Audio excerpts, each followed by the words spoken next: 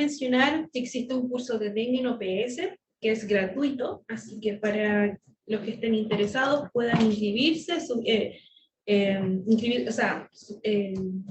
ir a la página de OPS y inscribirse en este grupo, en este curso, perdón. Y vamos a continuar ahora con la siguiente presentación, que es el diagnóstico y manejo clínico del Zika. Doctora Loren. Gracias. Antes de comenzar, quiero aclarar algo que me quedó en el aire, y es que al utilizar el peso de los pacientes cuando vamos a pasar el líquido intravenoso, debemos utilizar el peso ideal del paciente y no el peso real, porque podríamos inducirlos a sobrecarga. Entonces, el peso ideal de esa persona es el que van a utilizar, como lo dije anteriormente cuando presenté los esquemas. El Zika es otro flavivirus también de esta misma familia y que tiene algunas características que van a ver ustedes, que al final ustedes van a poder distinguir clínicamente uno del otro. La agenda parecida. No hablé de la historia del dengue porque la historia del dengue es muy antigua, en cambio la historia que tenemos del Zika pues no es tan vieja. En 1947 se descubrieron ahí el virus, estaban haciendo una vigilancia de fiebre amarilla y encontraron el virus. Después aparecieron aquí en Nigeria la primera descripción, en Malasia. Aquí en esta isla de Yak se hizo una caracterización clínica del Zika. Y después aquí, muy interesante, en la Polinesia francesa, vieron una gran cantidad de casos de Guillain-Barré, que se dieron cuenta que han sido por Zika, y ya después se introduce en Brasil. En el 2015, inicialmente confundido con dengue, y se decía que era un dengue light, porque van a ver ustedes que al ser un flavivirus, comparte las pruebas serológicas, entonces puede dar falsos positivos, sobre todo en la vigilancia epidemiológica. Bueno, entonces, por suerte es solo un virus, ARN, y estos virus pueden mutar. De momento no han mutado, solo hay un serotipo y vean que pertenece a esta familia. Periodo de incubación 2 a 7 días. El 80% de la población pueden ser asintomáticos, pero transmiten la enfermedad. Y por supuesto, la aparición de enfermos va a depender de la presencia del vector. Si tienen vector, puede llegar un enfermo y la enfermedad se disemina ahí. Aquí algo muy importante, que además de ser transmitido por el vector a esa yicte, es la única arbovirosis, por lo menos que sabemos hasta el momento, que tiene una transmisión sexual. El virus puede durar hasta 3 meses en el semen y transmitirlo. Si es que un hombre puede haber estado en un lugar donde hay transmisión de Zika y llegar aquí y transmitirlo perfectamente. Materno fetal siempre hay el paso del virus a la madre y van a ver los problemas que trae, también por transfusiones y accidentes de laboratorio. Entonces es importante recordar que esta es la única arbovirosis hasta ahora que se puede transmitir sexualmente. Y las afectaciones que podían verse tal vez con más frecuencia, y tal vez más frecuencia que en el dengue, afectaciones neurológicas y también otro problema, que es la única arbovirosis capaz de producir malformaciones congénitas, como la microcefalia. Entonces, muy importante la definición de caso, y a esto quiero que le preste mucha atención. Es aquel paciente que presenta un exantema de inicio súbito, que no se explica por otra causa médica, o que la pareja, o que tenga una pareja, que resida o haya visitado algún lugar donde hay transmisión epidémica o endémica durante las últimas 2 semanas, o sea, los últimos 15 días de presentar estos síntomas. Entonces, vean que esta arbovirosis, la definición de caso, la sospecha es con ese exantema pruriginoso que tiene distribución cefalocaudal y que se presenta sin ninguna explicación, y que si ustedes lo van a ver, puede ser confundido por una reacción alérgica. Y de hecho, así ha pasado en muchos países, y se acompaña de 2 o más de los siguientes síntomas: el prurito, la conjuntivitis, y voy a presentar bastantes ejemplos para que ustedes vean que es una conjuntivitis no purulenta y tampoco pruriginosa, solo es rojita, hiperemia conjuntival. Las artralgias, las mialgias, hay un edema periarticular que ahorita lo vamos a ver y una fiebre que no es tan importante, se puede decir que es una fiebre leve. Entonces, paciente con un rash pruriginoso, ojo, preguntar por el nexo y plantear la posibilidad de sospecha. Y esta es la definición de caso. Ahora, también en la mujer se considera sospechosa a una mujer que presenta un exantema de inicio agudo, que no se explica por ninguna causa, que tiene el mismo nexo y que presenta esa distribución. Y esto es importante porque van a ver ustedes la sospecha del Zika congénito. Entonces vamos a hablar del exantema. Es una erupción pruriginosa que puede ser máculas, pueden ser pápulas, puede ser eritema, puede estar distribuido en el tronco, en extremidades, es cefalocaudal y aparece en las palmas de las manos y en la planta del pie, a diferencia del dengue. El dengue no lo verán en las palmas de las manos ni en la planta del pie. Aparición súbita con mucho prurito. Y quizás es el motivo por el cual el paciente va a ir a consultarles a ustedes. Al pasar la mano, pues van a ver las máculas, las pápulas. Hay algunos que tienen el eritema y van a ver ustedes que algunos presentan la partecita blanca. Ahorita yo creo que los ejemplos son más fáciles, pero si ustedes me presentan esta paciente, sinceramente, yo tendría que preguntarle, porque eso también podría parecer un dengue. Entonces, ojo, ¿por qué consulte a esa paciente? Por ese rash y por el prurito. Y fiebre casi no ha tenido. Ese rash es cefalocaudal, se extiende por todo el cuerpo, pero vean que es un rash muy parecido al que vimos en dengue. Esta niña, vean ese rash que tiene. Siempre hay que preguntar, definitivamente, porque no puedo yo asegurar que eso sea un dengue, un zika, un chikungunya, tengo que averiguar. Y siempre es lo primero que se presenta con un prurito muy importante. Vean este otro también, muy parecidos a los que vimos anteriormente. Por aquí también. Esta niña, que por ser morenita no se le nota bien, pero sí algo que no falla es el intenso prurito. Incluso hay muchos pacientes que van a la farmacia y se medican y ni siquiera consultan porque lo único que les interesa es que se les quite la picazón. Porque como la fiebre no es tan alta, no es tanta la molestia del paciente. Bueno, en la gente blanca muy fácil de ver el rash, en la gente morena muy difícil de verlo, pero sí el prurito no falla. El paciente se queja de un prurito muy importante. Este fue un paciente de una comunidad de mi país en la cual cuando fuimos a revisar expedientes, pues en realidad todos los diagnósticos decían reacción alérgica y realmente estaban al frente de un brote de Zika. Esto es lo que les decía. Ustedes pueden ver áreas más hiperémicas, unas áreas un poquito blanquitas y otras áreas hiperémicas. ¿Qué les diré de la fiebre? De inicio súbito, no es lo más importante, no es por lo que va a consultar el paciente, generalmente 37, 8 grados, y realmente eso no es lo que al paciente le molesta. Al paciente le molesta el rash y el prurito. La conjuntivitis es bilateral, no hay secreción purulenta, afortunadamente no tiene prurito, y es más que todo una hiperemia de conjuntivas, que también se puede, van a ver, se puede incluso presentar en dengue, aunque no forma parte de la definición de caso, y también se puede presentar en chikungunya. Este es un ejemplo de una paciente que además de su hiperemia, vea que tiene su rash en la cara. Entonces voy a comenzar a definir las cosas importantes.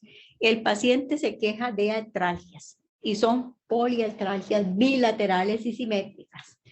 El dolor es menor y no es incapacitante. El paciente puede llegar caminando al examen físico, porque estos pacientes también requieren que hagamos un examen físico. Vamos a observar un edema periarticular, sin hiperemia ni calor local y sin datos de artritis. Esa es la clave, porque si ustedes nada más lo ven y no examinan, eso puede ser o un Zika o un chikungunya, porque van a ver ustedes que el edema es exactamente igual. Entonces, importante, aquí no hay artritis, aunque hay edema, y este edema desaparece en 8 días. Las articulaciones que más se afectan, las manos, las muñecas, las rodillas, y ya les digo, probablemente en una semana desaparecen por completo y no hay casos agudos, crónicos, perdón, no se reportan casos crónicos. Ni tampoco es eso lo que le preocupe al paciente. Al paciente lo que le preocupa es el prurito y el rash. Entonces, si lo vemos ahí, la paciente se queja de artralgias, sin embargo, a la palpación no hay dolor. Veamos el edema periarticular. Es bilateral, simétrico, asociado a la poliartralgia. Se observa el edema, pero sin embargo, al palpar, no hay dolor. Ya les dije que se afectan las articulaciones de las manos, las rodillas, y en pocos días estará muy bien. Ojo con estos pies de estas pacientes. Si yo veo este caso, sinceramente, yo puedo pensar que eso es un Zika o un chikungunya. La clave es preguntarle, mire, ¿qué fue lo que a usted le comenzó de primero? Prurito. Y tocar la articulación no duele. Esa es la clave, porque viéndolo así, sinceramente, estaríamos cometiendo un error si no examinamos el paciente. El paciente hay que examinarlo, porque cualquiera que ve esto dice ahí debe haber artritis y no hay artritis. A la exploración física se dan cuenta ustedes que es un edema con dolor ahí, pero sin datos de artritis. Las manos también, las ven ustedes, prácticamente que es el edema sin dolor a la palpación. Entonces les he querido mostrar muchas fotos, muchas del doctor Klever. Ustedes ven que en Brasil han tenido gran cantidad de casos y mucho de lo que hemos aprendido de detalle y que hemos visto cuando vamos a los brotes es mucho de la experiencia que ellos nos han transmitido, porque actualmente hemos tenido brotes en los cuales hay de todo y hay que afinar el diagnóstico para tomar las decisiones correctas. Aquí ven también lo mismo, el edema. Aquí también. He traído muchos ejemplos que les voy a dejar para que ustedes una y otra vez repasen y practiquen siempre examinar para ver si hay artritis o no hay artritis. Ahora, hablando de Zika, en realidad hay una fase aguda, que es el motivo del que el paciente consulta, que es el prurito, y que hay mucho ojo, a veces ni van a consultar, sino se van a las farmacias. Hay una fase que llamaríamos crónica, que podría ser complicaciones, que es el Guillain-Barré, que es una complicación que se ve con mayor frecuencia, y lo que podría ser el Zika congénito. Y de ahí el diagnóstico oportuno de un sospechoso de Zika, porque acuérdense que en las comunidades hay muchas señoras embarazadas. Y si no hacemos un diagnóstico oportuno, muchas de ellas se van a contagiar y las consecuencias van a ser el Zika congénito, que es una carga muy fuerte para una población. Entonces nosotros como médicos tenemos una gran responsabilidad con estas enfermedades, reportarlas muy oportunamente para evitar una situación de esas, que es una lástima tener pues niños con Zika congénito. La evolución, pues hay muchos pacientes hasta asintomáticos, prácticamente limitada. Los pacientes pues no necesitan un tratamiento así tan tan exclusivo ni vigilancia como pasa con el dengue. Inclusive los vemos en la consulta, eso sí, tenemos que indicarle muy bien a ese paciente cuándo regresar, y especialmente si presenta algún dato neurológico, debilidad, por la sospecha de un Guillain-Barré. No hay ninguna vacuna, no hay un tratamiento específico. En esto, ojo, cuiden a las embarazadas para que no se vayan a infectar. Diagnostiquen oportunamente para que no tengan que lamentar eso. Entonces, como les decía, tratamiento se recomienda por reposo, hidratación. Ya verán ustedes que los pacientes ni reposo hacen, sino que consiguen algo para quitarse la picazón y se van a trabajar. Ahí podrían usar paracetamol, metamizol, algún antihistamínico, aunque la revisión Grace pues no demostró que hubiera beneficio de usar un antihistamínico, más que todo la molestia que tiene el paciente. El uso estricto durante la fase sintomática, que realmente la viremia en Zika es corta, porque no es tanto la fiebre que tiene el paciente. Los repelentes seguros podrían ayudar. Y eso sí, es muy importante decirle al paciente que regrese inmediatamente si tiene alguna sensación de hormigueo o adormecimiento o algún dato neurológico, que generalmente no se presenta coincidiendo con la enfermedad, pero se presenta ya al finalizar la enfermedad. Que esta enfermedad también dura 7 días, pero las complicaciones vendrán después. Entonces, en esta revisión, Grace, ¿qué se hizo? Una pregunta que se hizo es, ¿qué tratamiento preventivo tenemos para Zika? Entonces, ¿qué fue la respuesta de la evidencia publicada que permite recomendar en estos pacientes? Pues el uso de repelentes mosquiteros. Y para la transmisión no vectorial, muy importante, el uso del condón para evitar la transmisión no vectorial, que como les decía, el virus puede durar hasta 3 meses en el semen de una paciente, de un hombre, y transmitirse de una mujer. Inclusive hay casos en la literatura reportada de personas que tuvieron aquí y desarrollaron un Zika congénito estando en Europa. Entonces, esa parte es muy importante de tenerla en consideración, y siempre ustedes recuerden, ustedes ocupan un rol muy importante notificando oportunamente para evitar que tanta embarazada que siempre hay en las comunidades se vaya a enfermar. Con respecto a las preguntas que siempre hacen, con respecto a la lactancia materna en hijos de madres que tienen Zika, la recomendación de la revisión Grace es que no es necesario indicar la suspensión de la lactancia materna. La lactancia materna debe mantenerse, y en realidad el riesgo de transmisión es muy bajo. Tiene más beneficio continuar la lactancia.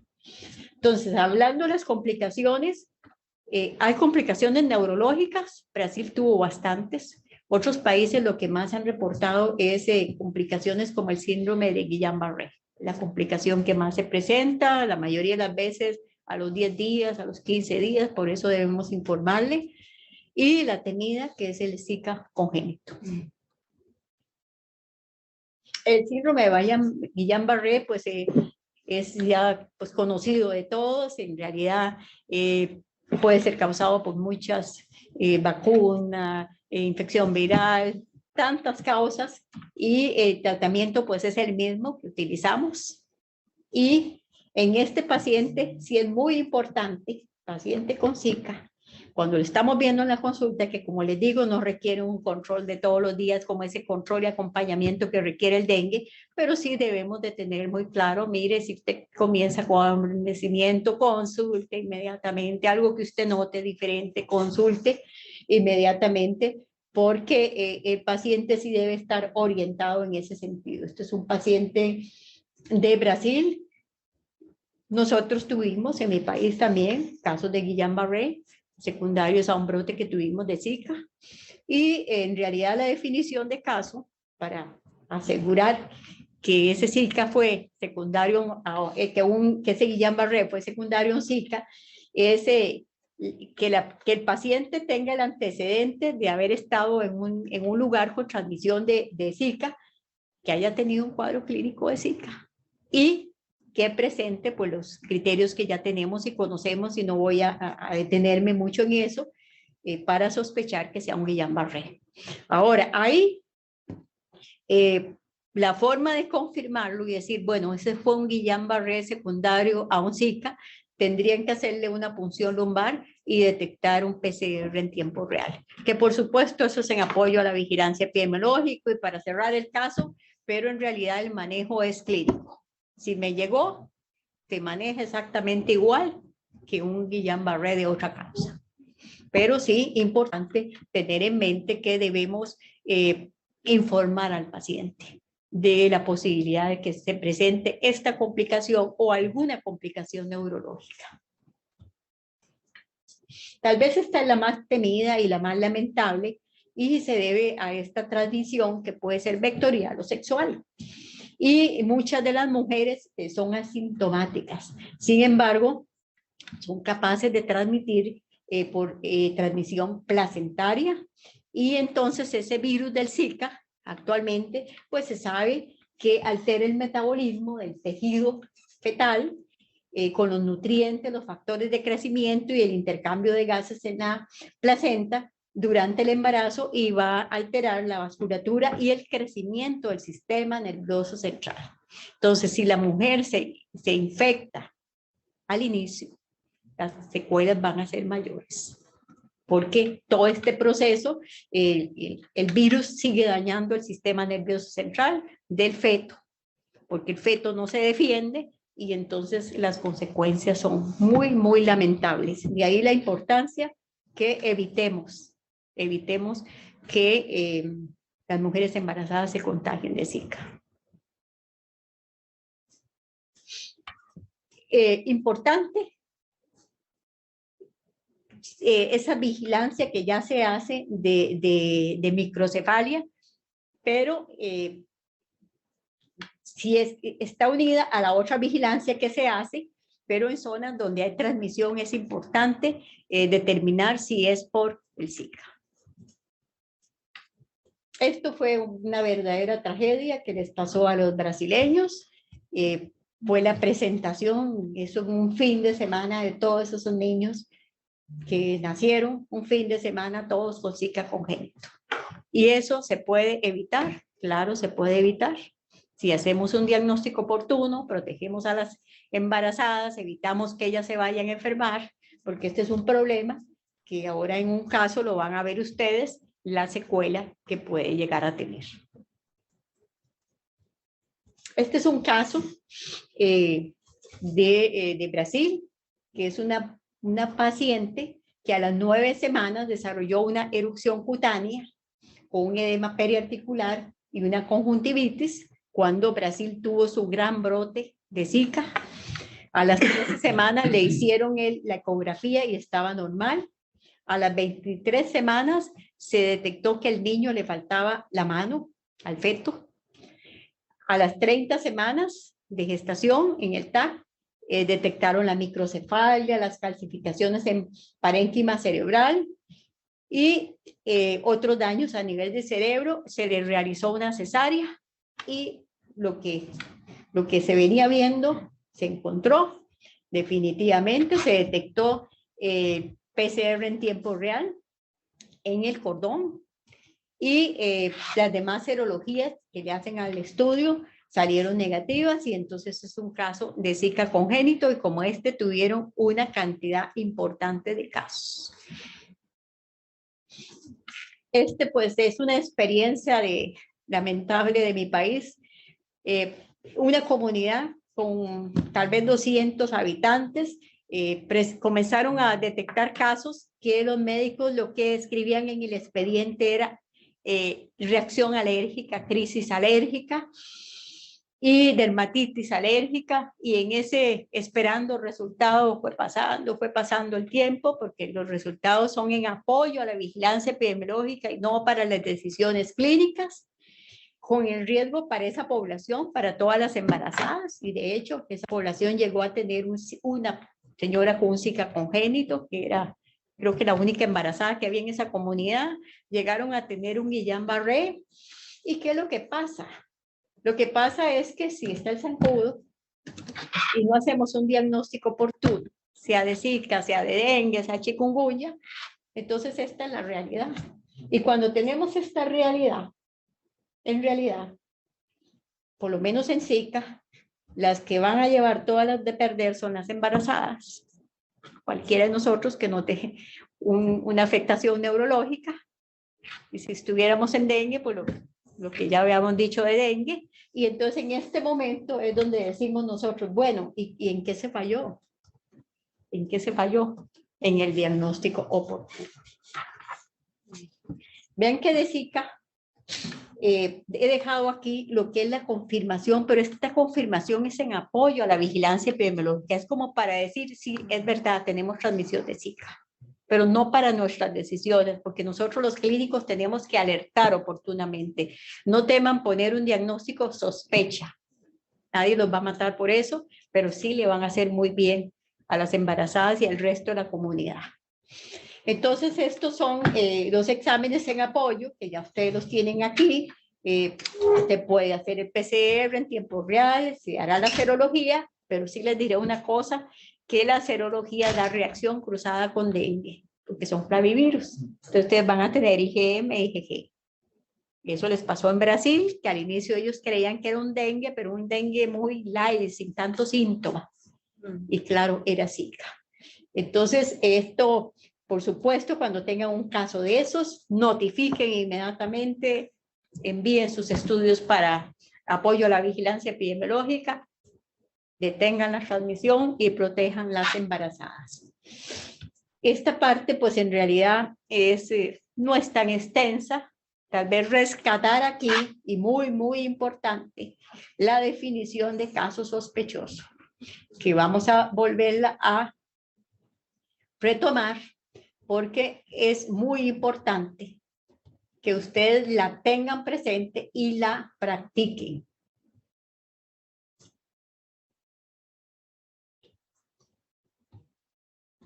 Y ustedes también revisen todos estos detalles del rash. Entonces, vamos aquí a la definición. Estas definiciones son lo que van a permitir al clínico hacer una notificación oportuna. Y será ese paciente que le llegue a la consulta. En primer lugar, para ustedes sería el nexo lo más importante. ¿De dónde viene usted? ¿O ha estado en algún lugar?